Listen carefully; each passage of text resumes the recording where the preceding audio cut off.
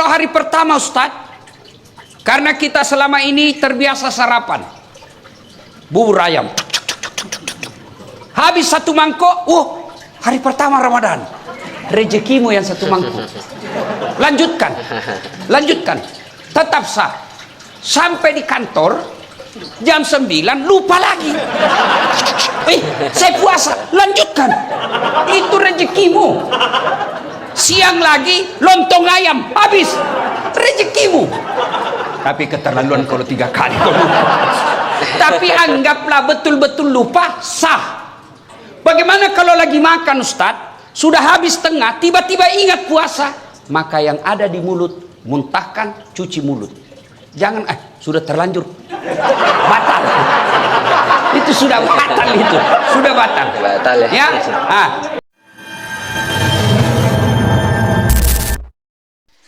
Assalamualaikum warahmatullahi wabarakatuh, sahabat channel Tuan Guru Official. Bagaimana kabarnya hari ini? Semoga kita selalu diberikan kesehatan oleh Allah Subhanahu wa taala, diberikan nikmat iman, Islam, rezeki yang halal dan thayyiban, rezeki yang barakah dan berlimpah. Sahabat channel Tuan Guru Official, mari kita simak tentang bagaimana keutamaan bulan Ramadan bersama Ustadz Daas Latif. Kita simak bersama-sama biar kita mengetahui apa saja keutamaan di bulan Ramadan ini. Mari kita simak bersama-sama. Siam di sini berarti menahan diri dari makan, minum, dan berhubungan badan secara sengaja. Saya ulang, ya, yang membatalkan puasa, makan, minum, berhubungan badan secara sengaja, itu batal puasanya. Yang ditahan, makan, minum, berhubungan badan, dan segala yang membatalkan puasa dari fajar sampai subuh. Fajar sampai subuh. Bagaimana kalau hari pertama Ustadz?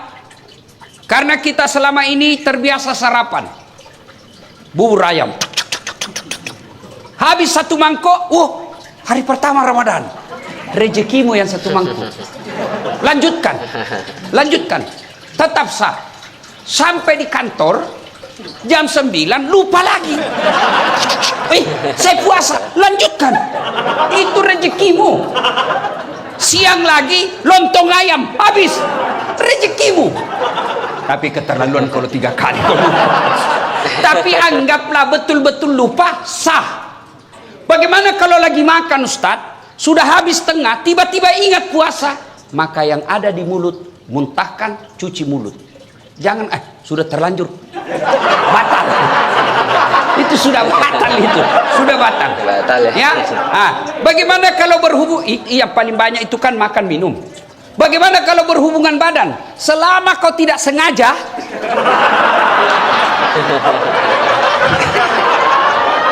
tidak batal. Tapi sengaja aja susah. Anggaplah Bapak tidak bisa tahan dan terjadi insiden seperti itu, maka Bapak harus bayar namanya puasa kafarat. Bagaimana caranya itu? Membayar puasa 60 hari berturut-turut. 60 hari berturut-turut, 30 hari aja kamu kewalahan. Apa artinya 60 hari berturut-turut? Di hari ke-58 batal, ulang lagi. Maka jangan coba-coba, Pak. Jangan coba-coba. Saya suami istri Ustadz. Iya, biar kau suami istri, malam yang halal. Siang tidak boleh. Itu istri saya. Betul, itulah bedanya orang berpuasa. Kalau berpuasa mampu mengendalikan hawa nafsu. Dia kendalikan. Pengendaliannya apa? Ini memang istri saya, tapi saya harus kendalikan. Kapan? Maghrib baru mulai sampai subuh. Duhur, jangan ribut anak muda, ini urusan orang tua. Kalau subuh sampai maghrib haram, meskipun istrimu. Maghrib sampai subuh halal. Silakan. Pernah selesai ceramah, tiba-tiba ada datang, Pak Ustadz, jadi kalau malam boleh? Iya. Astagfirullah Ustadz, saya sudah 4 tahun biar malam juga tidak Ustadz. Bilang kabeleng-beleng kok. Makanya belajar ku agama. Datang pula Ustadz. Jadi kalau kita Ustadz suami istri, ya siang tidak boleh, malam boleh. Kalau pacaran Ustadz jadi malam boleh, siang malam tidak boleh. Ayo, saum, siam itu hanya sekedar makan, minum dan membatalkan puasa yang ditahan. Bagaimana kalau kumur-kumur Ustadz? Kumur-kumur batal. Kenapa bisa? Saya lihat kumur-kumur 3 kali masuk, cuma 1 keluar. Batal. Bagaimana? Itu bercanda. Kalau yang sebenarnya, selama niatmu bukan mau membasahi kerongkongan, tidak membatalkan puasa. Kapan niatmu sudah membasahi kerongkongan, batal. Bagaimana sikat gigi?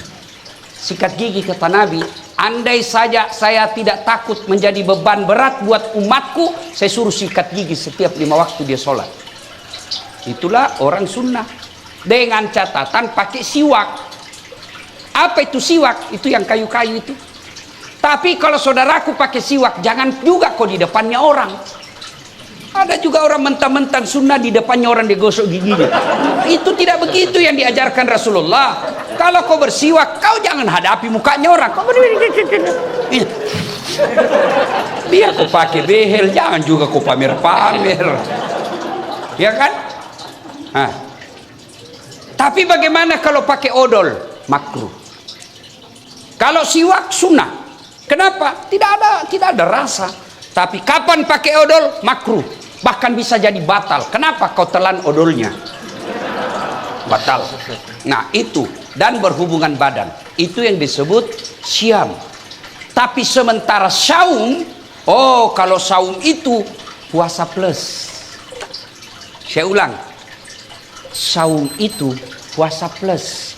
Bukan hanya makan, minum dan berhubungan badan yang dia tahan, termasuk gosip. Ada orang puasa tapi gosip. Itu tidak mendapat apa-apa kecuali lapar dan dahaga.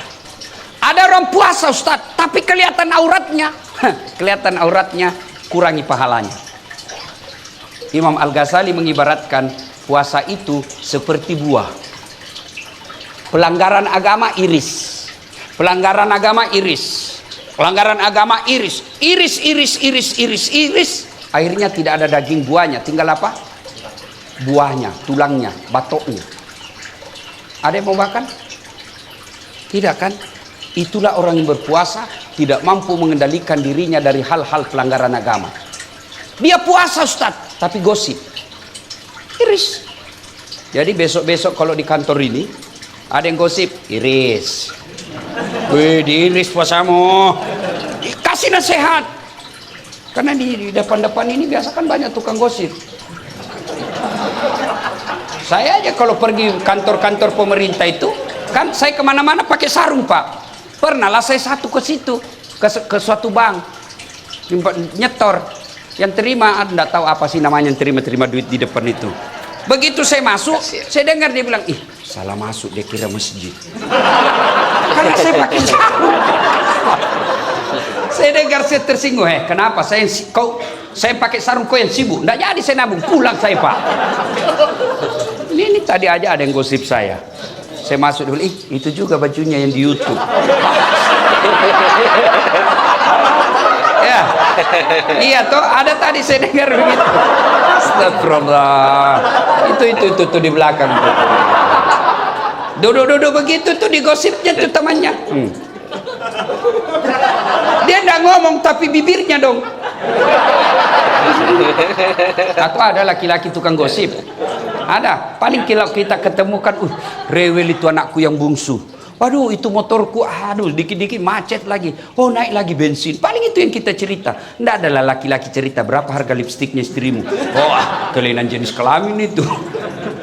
Ya, maka saudara-saudara sekalian, orang yang siam menahan saja dirinya dari yang membatalkan puasa.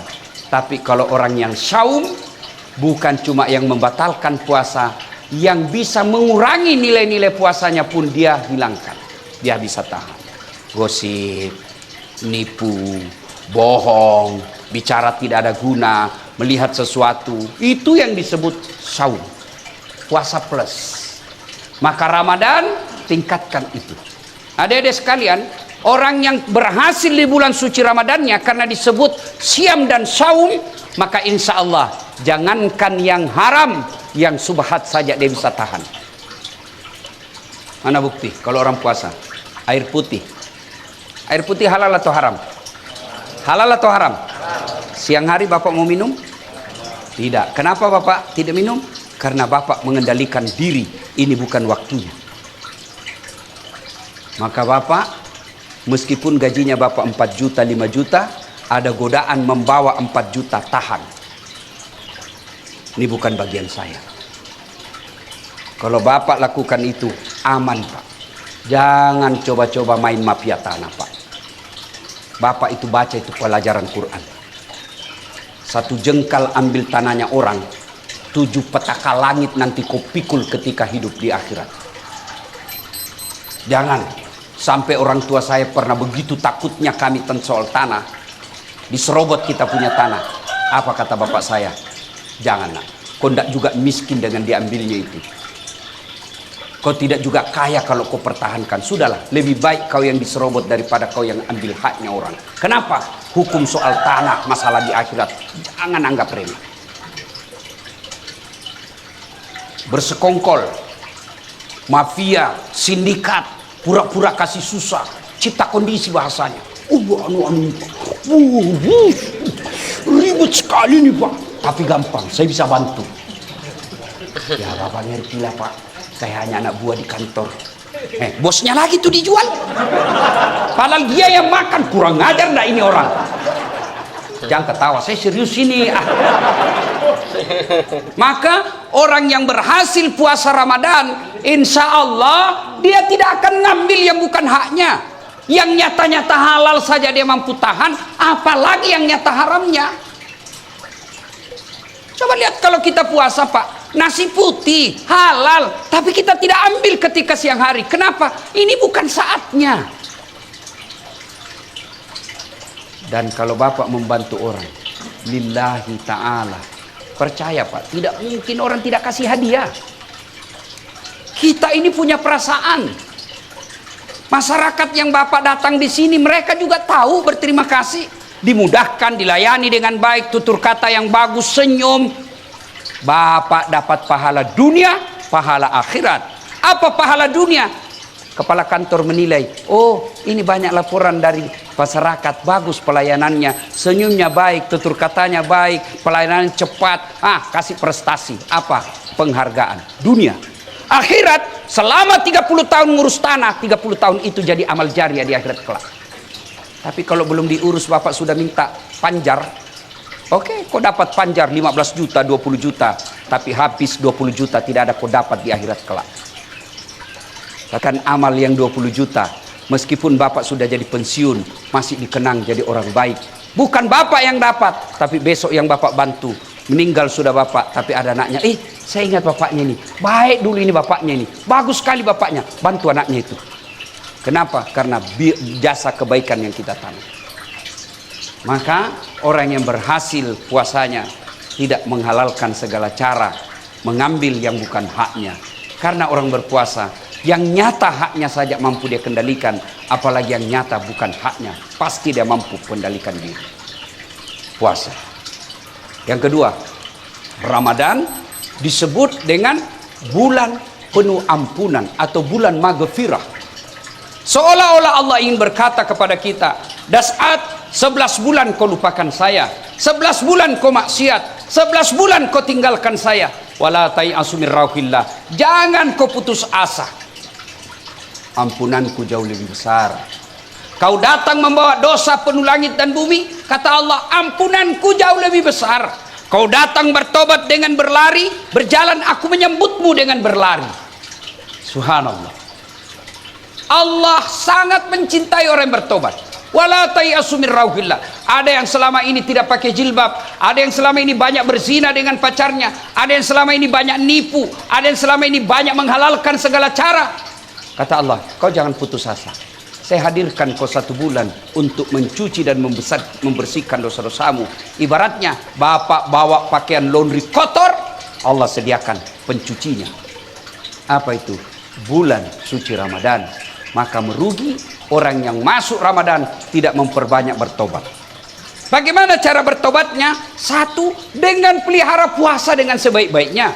Dengan puasa dengan sebaik-baiknya, otomatis mengampuni dosa. Rasulullah bersabda, "Man shoma Ramadana imanan wahtisaban, ghufira lahu ma taqaddama min zambihi." Barang siapa yang berpuasa di bulan suci Ramadan dengan niat iman dan ikhlas semata-mata karena Allah, diampuni dosanya yang telah lalu dan yang akan datang. Dengan puasa berarti Allah mengampuni dosa dan kesalahan kita. Yang kedua, bulan Ramadan ini cara bertobatnya yang kedua adalah perbanyak istighfar.